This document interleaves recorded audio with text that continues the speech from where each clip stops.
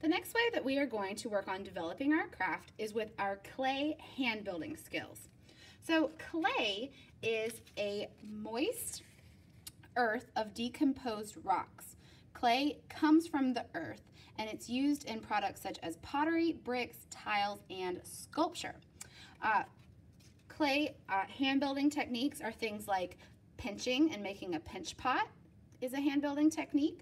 You can coil and make things like coil pots, or you can pinch and pull and model your clay to create sculptures like this one that I created when I was in 5th grade.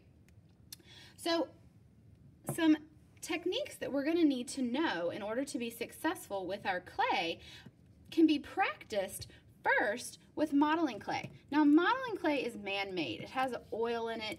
You can feel the oil on your hands, but this is a great clay for practicing because it's not going to dry out like the actual real clay will. So it's good to practice with. So in order to earn our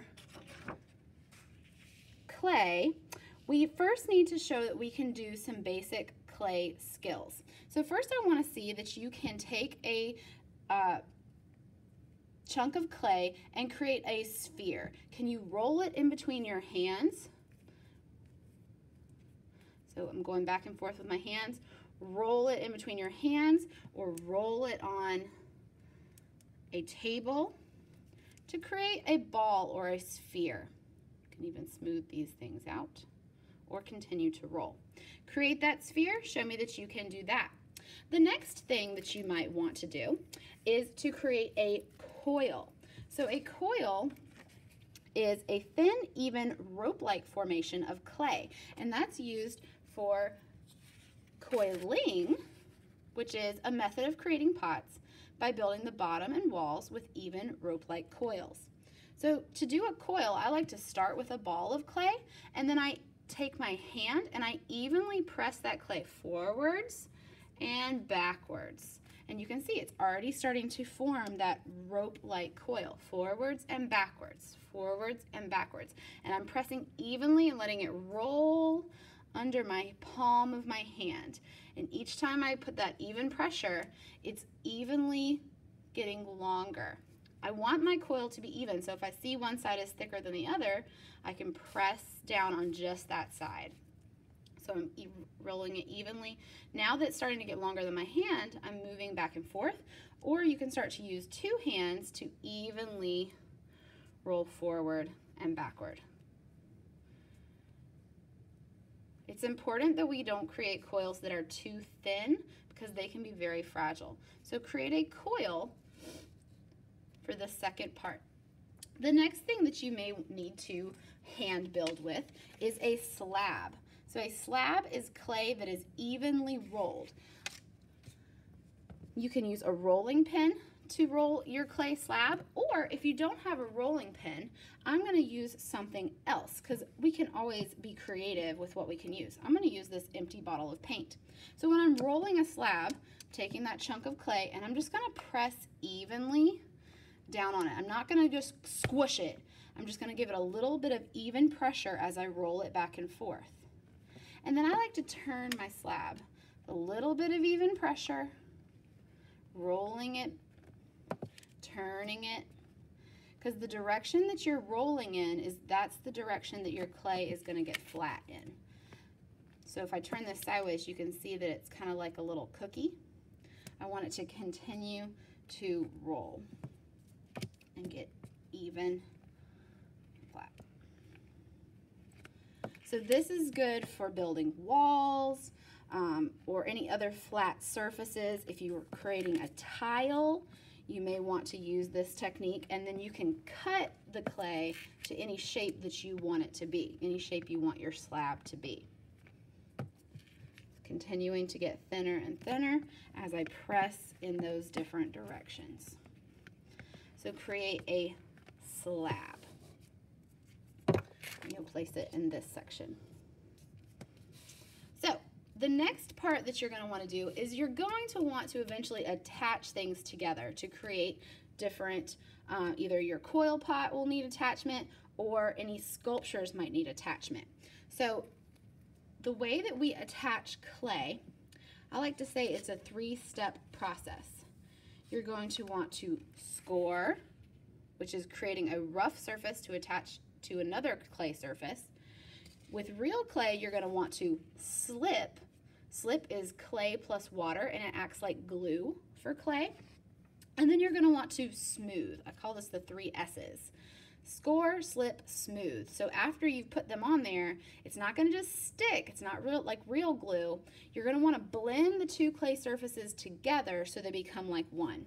So to show you this with modeling clay, I'm going to actually use a piece of yellow and blue to show you how they attach. So let's see. I might create maybe a coil. And you could attach anything. You could attach a slab, you can attach coils, you could attach a coil to a sphere. It's completely up to you what you want to do in your practice. You could create something fun. This is another way to create a slab when you're just creating a little one, is you can just kind of pinch it evenly. Okay, so let's say I want to attach this coil to this slab. Let me make this coil a little bit thinner. Okay, let's say I want this coil to start coming around this slab. Well, with modeling clay, it sticks and it's it's so sticky and it's staying.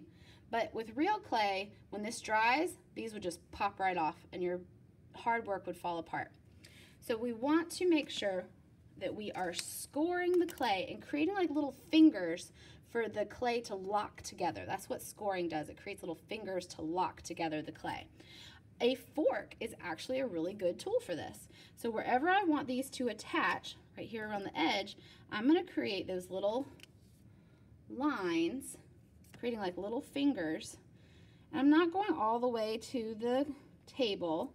I'm just roughing up that edge of the clay all the way around.